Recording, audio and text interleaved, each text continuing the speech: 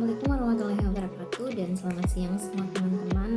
Perkenalkan nama saya Eni Novitasari dan saya adalah salah satu peserta latsar Universitas Sulawesi Barat angkatan 9 kelompok 4. Nah, hari ini saya akan membagikan pengalaman saya dalam menjalani pembelajaran masif open online course atau biasa kita kenal sebagai MOOC. Ini adalah tahapan pertama dalam latsar 2022. Nah, itu adalah MOOC. Nah, dalam proses MOOC ini sebenarnya ada beberapa agenda pembelajaran yang diberikan, yaitu pertama terkait dengan sikap perilaku bela negara, agenda kedua yaitu nilai dasar PNS, agenda ketiga kedudukan dan peran PNS dalam NKRI, dan keempat yaitu terkait habituasi. Nah, setelah saya menjalani seluruh agenda dari agenda 1 sampai agenda 4 dan melakukan yang namanya evaluasi pada proses pembelajaran MOOC, pengalaman yang paling menarik menurut saya atau materi atau agenda yang paling menarik menurut saya itu adalah berada di agenda kedua dan agenda ketiga. Kenapa agenda kedua dan agenda ketiga? Mungkin teman-teman berpikir, kenapa sih agenda kedua dan agenda ketiga? Nah, kenapa agenda kedua? Karena agenda kedua itu berisi tentang nilai-nilai dasar PNS. Nah, di sini saya belajar bahwa ternyata sebagai seorang pegawai negeri sipil, ternyata nih ada nilai-nilai pelayanan yang harus diberikan atau ada nilai-nilai dasar yang harus kita terapkan dalam saat kita memberikan pelayanan kepada masyarakat.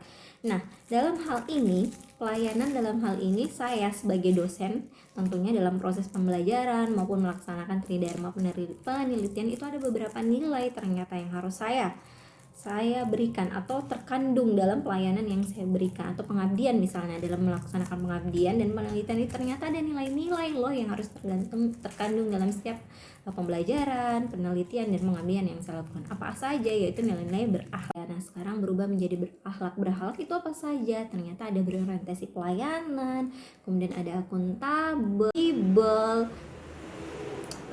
kemudian ada adaptif dan ada kolaboratif. Nah, itu ternyata ada nilai-nilai itu loh dalam proses saya melaksanakan tridharma sebagai dosen. Ternyata nilai-nilai ini juga harus terkandung, bukan hanya dosen pun harus melaksanakan, dan setiap saya melakukan tridharma penelitian ternyata nilai-nilai dasar ini juga harus diterapkan. Nah, kemudian kalau yang bagian agenda ketiga, kenapa saya menyukai agenda ketiga, itu kedudukan dan peran PNS dalam NKRI. Nah, di sini yang paling menarik bagi saya sebagai diri saya sebagai dosen itu adalah pada bagian Smart ASN. ASN ini sangat menonjol bagi saya. Kenapa sangat menonjol bagi saya? Karena pada masa pandemi ini Smart ASN itulah yang akan dituntut bagaimana saya sebagai dosen ini memberikan pembelajaran misalnya kepada mahasiswa tidak hanya bersifat istilahnya masih menggunakan materi-materi atau aplikasi-aplikasi pembelajaran masa lalu atau kuno zaman dulu tanpa menggunakan aplikasi dan bantuan teknologi. Nah, dengan adanya Smart ASN ini kita dituntut, saya sebagai dosen apalagi dalam proses pembelajaran sekarang yang full dengan online pada masa pandemi ini, saya sebagai dosen dituntut untuk bagaimana saya memberikan pelajaran dan pengajaran kepada mahasiswa yang mungkin saat ini setelah kita 2 tahun mengalami pandemi sudah jenuh dengan pembelajaran online yang dilakukan secara virtual. Jadi saya bisa memberikan atau menggunakan aplikasi-aplikasi lain. Kemudian etika berteknologi itu bukan hanya mahasiswa saja yang dituntut untuk melakukan atau menerapkan etika berteknologi, tapi ternyata saya pun harus melaksanakan etika berteknologi itu.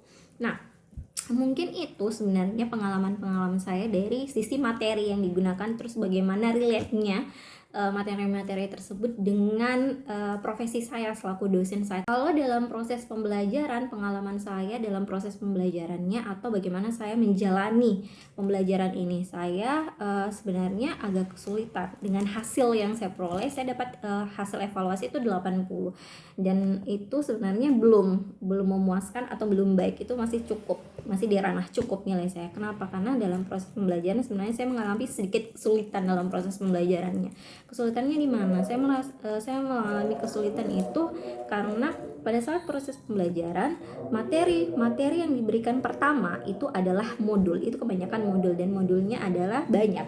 Modulnya sudah banyak dan lembarannya juga banyak. Jadi saya merasa kesulitan untuk membaca seluruh modul tersebut.